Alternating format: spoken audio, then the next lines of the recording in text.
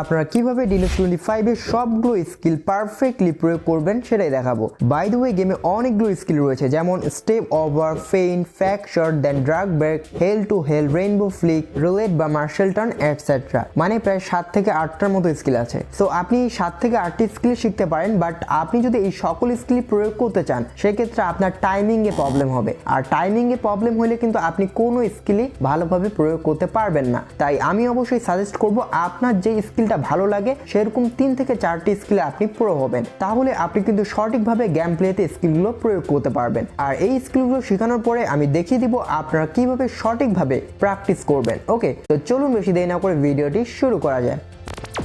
Number 1 skill হচ্ছে rainbow Flick. So I hope আপনারা সকলে এই রেইনবো ফ্লিক স্কিলটা দিতে পারেন। সো আমি তারপর দেখিয়ে দিচ্ছি, জাস্ট আপনি এখানে উপরে সোয়াইপ করবেন, ঠিক আছে? তাহলে কিন্তু এই রেইনবো স্কিলটি হয়ে যাবে। দেখুন আমি উপরে সোয়াইপ করব, তাহলে কিন্তু হয়ে যাবে। এই যে